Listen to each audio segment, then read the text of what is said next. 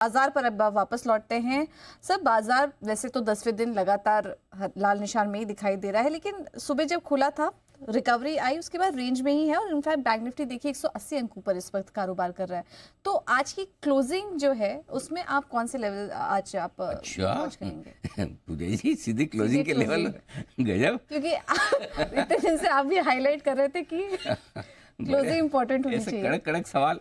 देखो पहले तो है ना थोड़ा सा माहौल बनाते हैं कि हुआ क्या है एग्जैक्टली। तो वैसे तो आज एक अमेरिका को छोड़ दें, कल जो 650 अंक नीचे अमेरिका बंद हुआ वो हमारा नेगेटिव था, और दूसरा टेरिफ वॉर, कनाडा ने टेरिफ लगा दिए, चाइना ने लगा दिए वापस अमेरिका पे, दोनों ने। तो इसका मतलब ये कि चुप नहीं बैठने वाले, तो ये मामला गर्म होता हुआ दिख रहा है। ये दो नेगेटिव खबरें ग्लोबली। लोकली हमारी कोई नेगेटिव खबर नहीं है, क्योंकि एफआईज ने बेचा है, जरूर बेचा है, इसमें कोई, लेकिन जो सामने घरेलू फंड है उनके सामने दबा के खरीदा है। 2,500 करोड़ की नेट बिकवाली एफआईज की, और हमारी खरीदारी कितनी 8,800 करोड़ की, $1 बिलियन की। ये गैप बड़ा है। तो एक वो बड़ा सपोर्ट, दूसरा ग्लोबली भी आपका डॉलर इंडेक्स नीचे, बॉन्ड यील्ड्स अमेरिका के नीचे, और कच्चा तेल नीचे। सो नेट अगर कोई और दिन होता तो इन डेटा के दम पे हम बढ़िया तेजी कर लेते, लेकिन हमें हमारी सेहत का अच्छे से अंदाजा है ना, कि भाई मतलब लिगामेंट टीयर हुआ तो ढंग से चल लो तो ठीक है, भागने की तो सोचो भी मत। करेक्ट, हमारी वैसी हाल है। सो इसलिए हम घट नहीं रहे हैं। आजकल क्या है पूजा, कि नहीं घटना भी अपने आप में अचीवमेंट है। सो कुल मिला के शुरुआत हमारी थोड़ी कमजोरी के साथ होना तय थी। अच्छी बात है कि 22,000 के नीचे ज़्यादा देर निफ्टी टिका नहीं, रिकवरी आई। लेकिन प्रॉब्लम क्या है, प्रॉब्लम ये कि रिकवरी में आपका पहला इंपॉर्टेंट लेवल जो बनता है वो 22,125 का बनता है, जहां आप 2 दिन बाद वो भी पार नहीं हो रहा। अब क्या है, एक ज़माना होता था, once upon a time, flashback में जाइए, जब 25,500 26,000 निफ्टी चलता था, मार्केट गिरने की कोशिश करता था कि एक या दो स्टॉक आके है ना, ऐसा किसी दिन आईटी सहारा दे देगा, किसी दिन एफएमसीजी चल जाएगा, किसी दिन पीएसयू भागने लगेंगे, है ना, किसी दिन बैंक चलेंगे, इंडेक्स घटता ही नहीं। सेम चीज़ अभी हो रही है, इंडेक्स बढ़ता ही नहीं। कल रिलायंस ने आपको गिरा दिया, ठीक है। आज आपका बैंक मजबूत, कल बैंक कमजोर था, लेकिन आज बैंक मजबूत है तो आपके आईटी ढीले हो गए। आज पीएसयू मजबूत है तो आपके एफएमसीजी नहीं चल रहे। तो कहीं न कहीं कमजोरी की तरफ भी इंडेक्स मैनेजमेंट हो रहा है कि इंडेक्स बढ़ने नहीं देना है। तो इंडेक्स बेस्ड स्टॉक में सेलिंग तो हो रही है। आज अच्छी बात है कि जिससे आप तेजी की लीडरशिप लेना चाहते हैं वो बैंक निफ्टी है, वो बेहतर है अनडाउटेडली। दूसरा, जो जगह आप अच्छा देखना चाहते हैं वो आपकी कौन सी है, मिड कैप स्मॉल कैप की, जहां बहुत स्मार्ट और शार्प रिकवरी निचले समय से हुई है। तो आज के सेशन में अब तक पॉजिटिव्स ज़्यादा है, नेगेटिव्स कम है।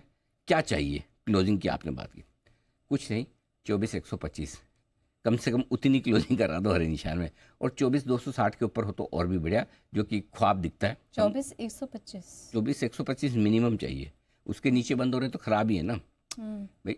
कल आपकी 24,119 की थी, सॉरी 22 हेलो हो सॉरी होगी 22 हाँ, 2,000 पॉइंट एडजस्ट कर लीजिए पूजा जी, ज़्यादा नहीं, 2,000 तो 24,000 कहाँ से आया? ये तो बहुत दिनों बाद 24,000 याद आया मुझे। मैं भी थोड़ा सोचने पड़ गई, नहीं, आपको ज़्यादा सोचना चाहिए, 24,000 में तो ज़्यादा सोचना चाहिए। 22,000 माफ़ कीजिएगा, 22,119 की हमारी क्लोजिंग थी। 22,125 के ऊपर की क्लोजिंग मिल जाए तो थोड़ा ठीक है, 22,260 के ऊपर की मिले तो बहुत ही बढ़िया है, लेकिन उसकी संभावनाएं कम है। आइए बैंक निफ्टी 48,114 पर कल हम बंद हुए थे, उसके ऊपर मिलने की संभावना ज़्यादा है। 48,600 के आसपास मिले तो बहुत बढ़िया, बट ठीक है, अब ज़्यादा घटे नहीं, ये भी ठीक है आज। और एक चीज़ और समझिए, देखिए अब जब जितनी उछाल आती है, फंसे हुए लोग तो ही हैं। कोई पुराने फंसे हुए हैं, कोई नए फंस रहे हैं, हर रोज़ कोई न कोई तो खरीद ही रहा है। अब उनको लगता है कल खरीद के गलती की थी, आज अगर भाव आ गया गलती से वापस, तो सबको निकलना सबको है एक्चुअली। तो इसलिए रुक कर अटक के चल रहा है। अब देखते हैं कोई ऐसी खबर आए जो खरीदारी या शॉर्ट कवरिंग को ट्रिगर करे, तब तो अलग बात है, नहीं तो ऐसे ही चलेगा, ठीक है। बिल्कुल, तो ये है सलाह निफ्टी और बैंक निफ्टी पर आपके लिए। सर, एक सवाल मिड कैप स्मॉल कैप पर भी है। लगातार दूसरे दिन हम देख रहे हैं थोड़ा बहुत तो संभलने की कोशिश कर ही रहे हैं, क्या अब यहाँ पर गिरावट कह सकते हैं कि थोड़ी थम रही है, या भी कहना मुश्किल है? नहीं, एक चीज़ समझो, भले ये देखो घटने में भी आगे रहेंगे।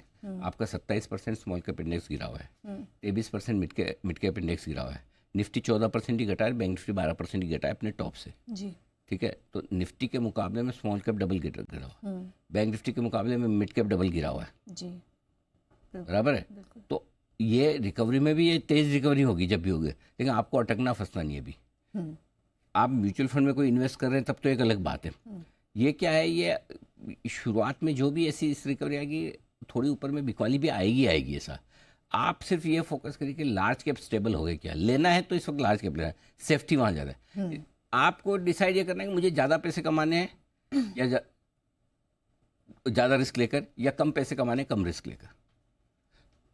तो इस वक्त रिस्क इंपॉर्टेंट ज़्यादा है रिटर्न से, इसलिए आप रिस्क कम करने की कोशिश करेंगे तो आप अपने आप लार्ज कैप्स की तरफ जाएंगे। वो ध्यान में रखने वाली बात। इसलिए मिड कैप स्मॉल कैप अभी है ना बहुत, अनलेस कि आप तो बहुत ही कॉन्फिडेंट हो किसी स्टॉक की स्टोरी को लेके, भाई ये तो मुझे पता ही था, ये तो 600 वाला 300 हो गया, या 250 हो गया, 200 हो गया, अब तो कुछ नहीं है इसमें, तो हर चीज़ में पिछले 15 साल से इस कंपनी को मैं पढ़ रहा हूँ, देख रहा हूँ, मुझे मालूम है सब ठीक है, कोई दिक्कत नहीं। ऐसा कोई स्टॉक 10 साल 15 साल के आपकी स्टडी का है और आपको लगता है 50-60% घटा है, तो एक अलग बात, वो आपका कॉन्फिडेंस बहुत अच्छा होना चाहिए। और आपको ये भी होना चाहिए 10-15% और घट गया तो मैं हिलूंगा नहीं, तब तो मिड कैप स्मॉल कैप लीजिए, अदरवाइज लार्ज कैप में रहिए, ज़्यादा बढ़िया है। ठीक है, तो इस वक्त लार्ज कैप में रहने की ही सलाह आपके लिए, हालांकि रिकवरी आई है लेकिन इसमें फंसने की सलाह आपको नहीं दी जा रही है सर।